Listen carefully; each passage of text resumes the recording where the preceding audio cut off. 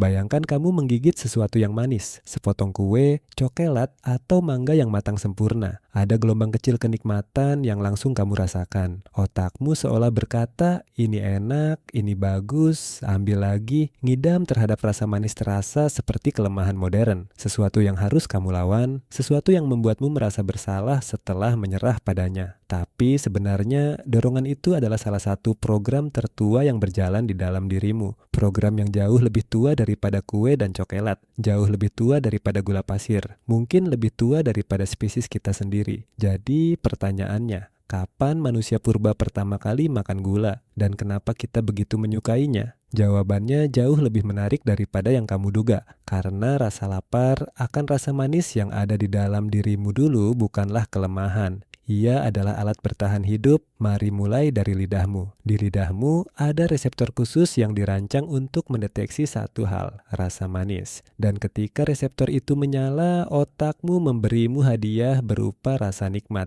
Ini bukan kebetulan. Ini adalah hasil dari jutaan tahun evolusi. Dan untuk memahami kenapa, kita harus bertanya, apa sebenarnya arti rasa manis? Di alam, rasa manis hampir selalu berarti satu hal, gula, dan gula berarti energi. Untuk makhluk hidup, energi adalah segalanya. Setiap langkah, setiap detak jantung, setiap pikiran membutuhkan bahan bakar. Dan gula adalah salah satu sumber energi paling cepat dan paling murni yang bisa ditemukan tubuh. Jadi, ketika nenek moyang kita mencicipi sesuatu yang manis, lidah mereka pada dasarnya sedang mengirim sinyal ke otak. Di sini ada energi. Ambil, makan. Ini akan membantumu bertahan hidup. Dan di manakah rasa manis itu paling sering ditemukan di alam liar? Pada buah. Ketika sebuah buah matang, kandungan gulanya meningkat. Buah yang mentah biasanya keras, asam, dan pahit. Tapi buah yang matang menjadi lembut,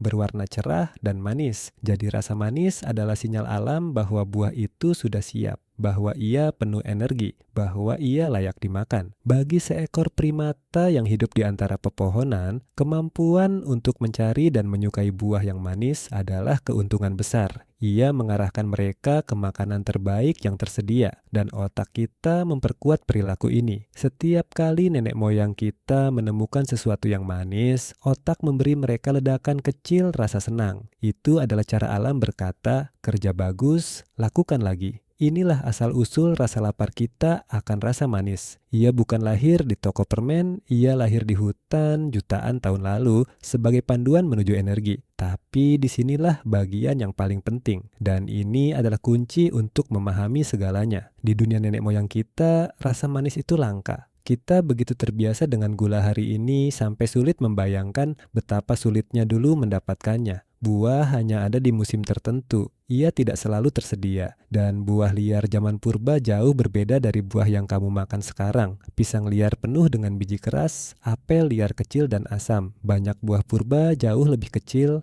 lebih pahit, dan jauh lebih tidak manis daripada versi modern yang telah kita kembangkan selama ribuan tahun. Jadi bagi manusia purba, menemukan sesuatu yang benar-benar manis adalah peristiwa langka dan berharga, bukan sesuatu yang bisa mereka dapatkan kapan saja. Dan ada satu sumber rasa manis yang begitu pekat, begitu berharga, sehingga manusia rela mengambil risiko besar untuk mendapatkannya. Madu. Madu adalah salah satu hal termanis yang bisa ditemukan di alam. Ia adalah energi murni, terkonsentrasi, dan manusia purba menyukainya. Ada lukisan gua berusia ribuan tahun yang menggambarkan manusia memanjat tebing dan pohon, menghadapi kawanan lebah yang marah hanya untuk mengambil madu. Bayangkan betapa berharganya rasa manis itu, sampai seseorang rela disengat berkali-kali demi mendapatkannya. Ini menunjukkan sesuatu yang mendalam. Rasa lapar akan rasa manis begitu kuat sehingga ia mendorong manusia mengambil risiko nyata terhadap nyawa mereka. Dan di dunia di mana gula sangat langka, dorongan itu masuk akal sepenuhnya. Ketika kamu jarang menemukan energi manis, otak yang berkata, makan sebanyak mungkin sekarang adalah otak yang membantumu bertahan hidup. Menimbun energi saat tersedia adalah strategi yang cerdas di dunia yang penuh kelangkaan. Selama ratusan ribu tahun, inilah keadaannya. Rasa manis langka, berharga, dan dorongan untuk mengejarnya adalah hadiah. Lalu semuanya berubah. Perubahan itu dimulai dengan pertanian, ketika manusia belajar menanam dan mengembangkan tumbuhan. Perlahan, kita membuat buah menjadi lebih besar dan lebih manis daripada yang pernah ada di alam. Lalu manusia menemukan tanaman tebu dan cara mengambil rasa manis dari batangnya. Untuk pertama kalinya, manusia bisa memproduksi gula, bukan hanya menemukannya.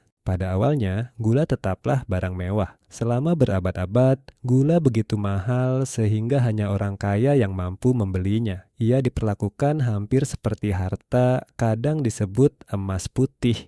Tapi kemudian, dalam waktu yang sangat singkat menurut ukuran sejarah, semuanya berubah lagi. Produksi gula meledak, ia menjadi murah, ia menjadi melimpah. Dan hari ini, kita hidup di dunia yang akan tampak seperti mimpi bagi nenek moyang purba kita. Dunia di mana rasa manis ada di mana-mana. Gula tidak lagi langka. Ia ada di hampir setiap toko, di hampir setiap makanan olahan. Ia ditambahkan ke minuman, roti, saus, bahkan makanan yang tidak kita anggap manis. Untuk pertama kalinya dalam sejarah spesies kita, energi manis bukan lagi sesuatu yang harus kita cari dengan susah payah. Ia mengalir tanpa henti, lebih banyak daripada yang bisa kita gunakan. Dan disinilah letak masalahnya. Tubuh kita masih membawa program purba itu. Program yang berkata rasa manis langka dan berharga, jadi makanlah sebanyak yang kamu bisa. Tapi dorongan itu dibentuk untuk dunia yang penuh kelangkaan. Sebuah dunia di mana kamu mungkin hanya menemukan buah manis atau madu sesekali. Dan kita tidak lagi hidup di dunia itu. Dorongan purba yang dulu menuntun nenek moyang kita ke energi yang menyelamatkan nyawa, kini menuntun kita untuk mengonsumsi gula jauh lebih banyak daripada yang dibutuhkan tubuh.